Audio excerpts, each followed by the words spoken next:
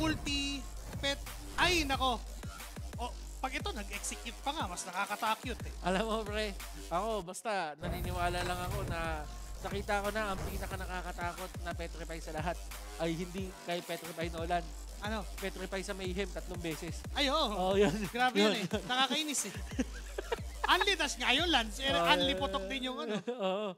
Sa mga hindi pa po nakakatry, try nyo po Try yung Mayhem mode ng MLBB.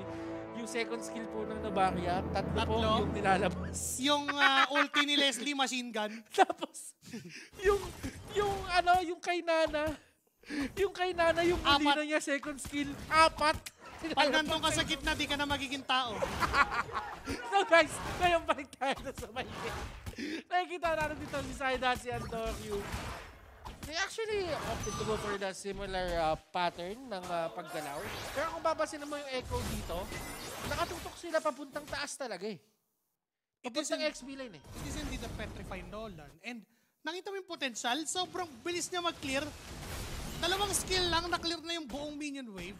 So, kung ito yung baka hindi naman talaga adjust pick, baka planado ng Smart Omega Neos. Oh, this could be the possibility, but Santi Sucre ang naging primary target dito at ayaw siya paalisin. At ito yung problema talaga kay Kaja in the early stages. Kasi level 1 to level 3, hindi kasing kunat ng ibang tangke si Kaja. Oo, tsaka wala ka pang gagawin kundi ay mag-poke lang.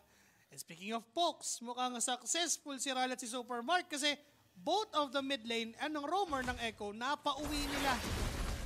At nakikita natin dito, there is a bit of scuffle talaga dito sa may gitna and walang nagpapatinag. Kumbaga, get the level 4 Ryle.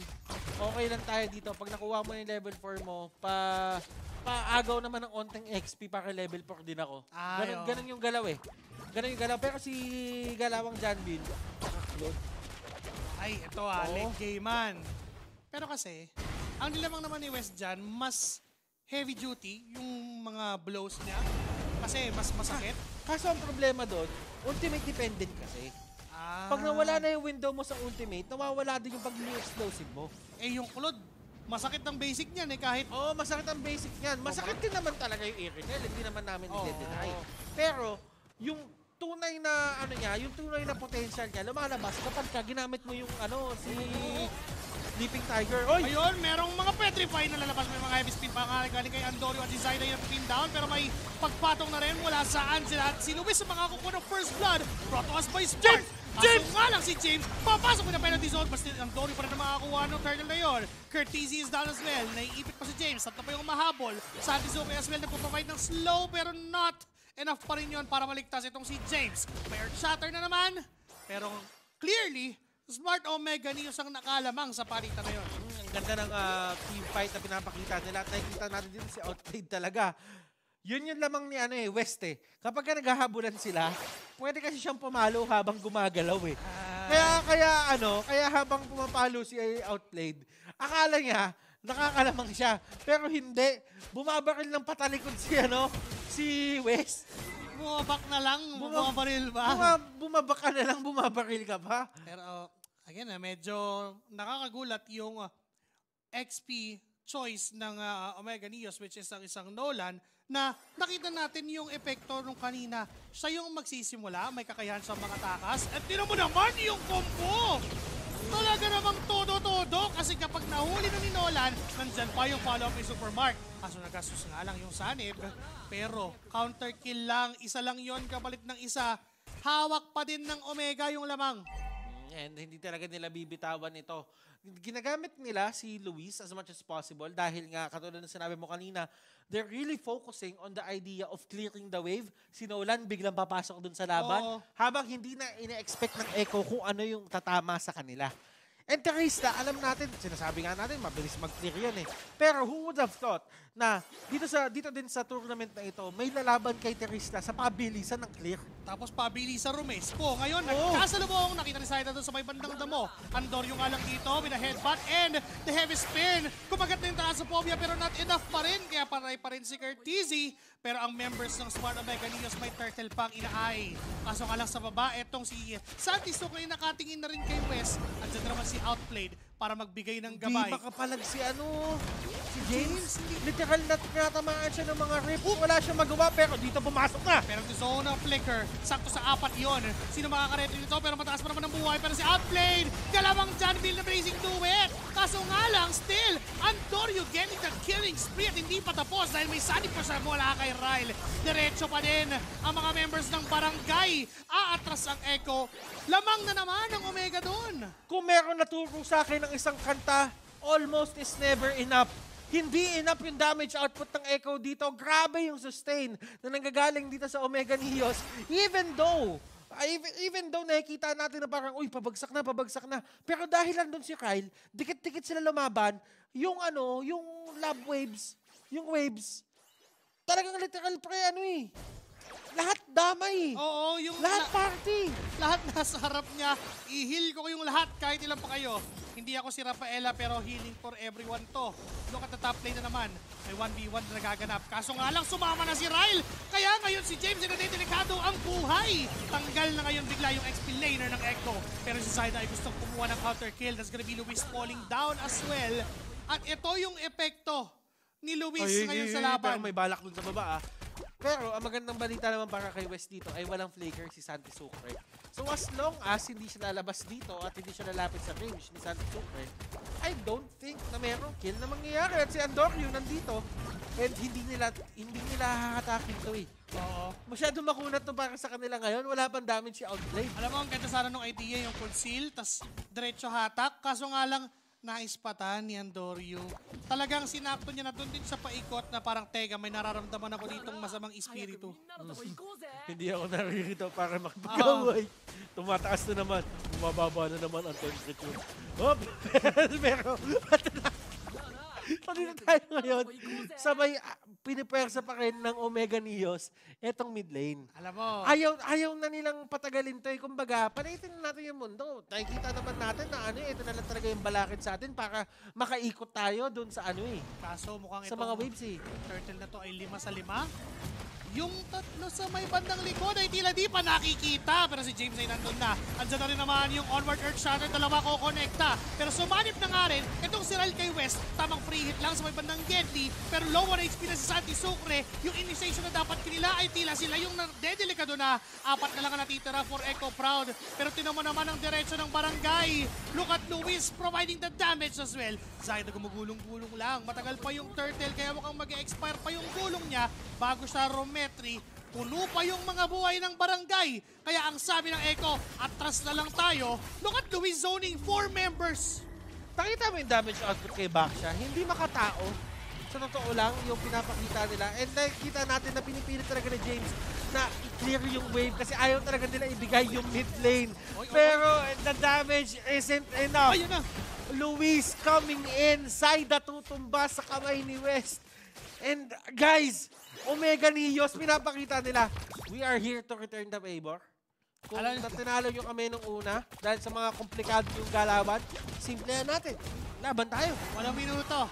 Hindi natin napapansin. 4-2-5 si Kuya Luis.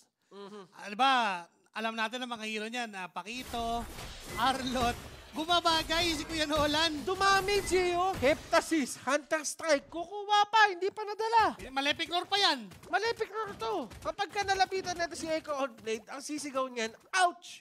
Outplayed. Outplayed. Pero teka lang si Zaida ay kaharap si Supermark. Andorio with steal on the purple buff. Kaya mapipilitan na nga ipop yung Tortoise Posans. Look at the West. Si James ang kanyang target at nasasaktan na mismo Yung kaninang angas ni James, hindi niya mailabas ngayon. Pero mukhang ito na yung ganti. Yung burst. Dakadita-kadya. You really have to give it up for Omega Neos dito.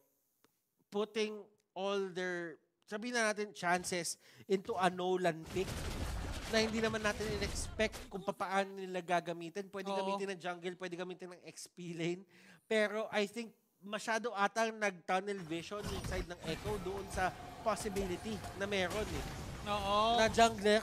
Sige, tanggalin natin. Pero anong nangyari ngayon, si Andorio, yung nag-jungle akay, so ibig sabihin, kahit hatakin mo yan, hindi mo overburst yan at an early stage. Tsaka parang hindi sila makapalag na lang ang tumingin. Tsaka ako, madalas ako magkadita eh. Yung nangyari kay Saida, yung 0-3 ng maaga, hindi madali bawian yun eh. Gusto mo kapag sabi ka naman sinabi mo, momentum-based ng MLBB, ang kadita ayaw niya na nahuhuli kahit onti. Oo, gusto niya yung kapag may ulti siya, may mamamatay agad. Dapat ganon yung nangyayari. Dalawa, kahit isa nga, busog-lusog ka na eh. Basta kahit sino makita mo. Pero by the time na pinik yung Akai, parang nawala yung chance na teka, hindi natin mapaburst agad. Pero ito na, nakapag-flicker out at nagamit yung penalty zone pero may counter! May counter, pre!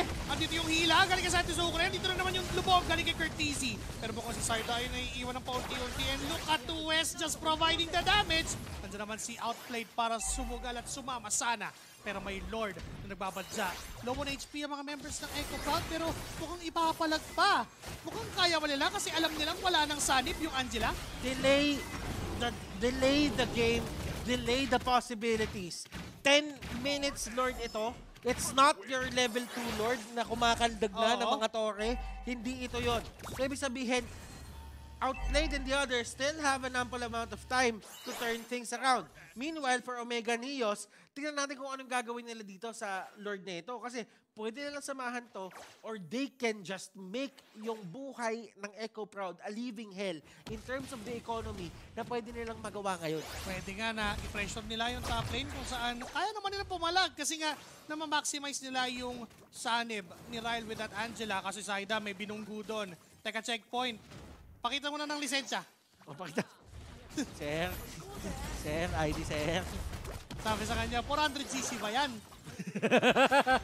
Hindi naman Ducati eh. Hindi naman Ducati, pagka Ducati. lang. Napakabilis din naman talaga kasi ng pagbulusok dito ng kalamangan ng side ng Omega Neos. 5.6k na. 5.6k na. Yan kanina, paunti-unti lang yan. Chepi-chepi lang, maliit lang. Uy! Tapos bigla nagkakaroon ng mga ganitong klaseng engagements.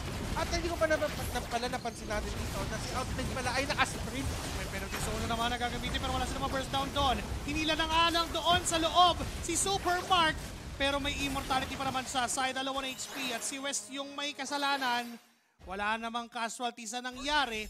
Pero alam ng Echo Proud na teka, parang ang sakit na nila. Alam mo, may victory pa rin na nakuha doon yung Echo Proud. Although it's a very small victory, natanggalan na nila ng immortality ni Supermark. Hindi nila kailangan. Ako! Pati ako nasaktan!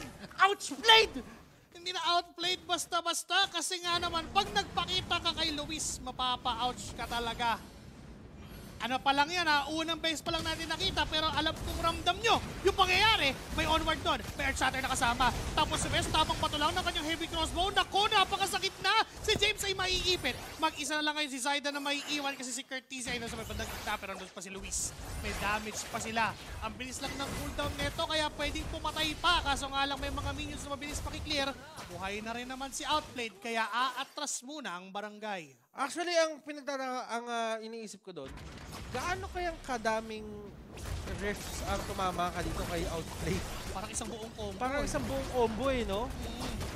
Parang isa, dalawa, tatlo. Parang 6 yung buo, yung full combo na meron ng isang Nolan. Now, si West ay hindi natin masyadong pinag-uusapan. Pero looking at the items, Windtalker, Hasplo, Berserker's Fury, Malefic Roar, I think going for a BOD? BOD, possibly. Possible na possible. May tag-wind of nature ba? Wala, meron na. Meron wind of nature, no? Kasi kailangan mo pa rin talaga eh. Kumbaga, ang iniisip ko doon, napakalaking disrespect kung kay Outplayed kung hindi ka na nag-wind of nature. Diba? Parang hirap namang isipin nun kasi Claude pa din to Medyo, may micro moves. Parang titignan ko, wind of nature ba? Alam mo, meron naman, nakita yung bandang dulo yata yun. Pero dito, halos pumapagitna na, may conceal at mukhang nanakap pa. Ngayon si Saida yung target nila, mukhang hindi na makakatakas pa. Pero nandun si Outplayed sa likod. Target niya ngayon si West. Pero hindi siya kaya. yung namatay. Pinagpapana! Very explosive! Si Luis dito, wala na siyang energy, pero wala siyang pake! Walang pake si Luis! Teka lang mukhang hindi na maglo-lord. Santi Sucre is down as well. Dalawa na lang ang dedepensa for Echo Proud. Andyan si Zaida. nandyan si James, pero nasaan yung main damage? May kaya bang to make down?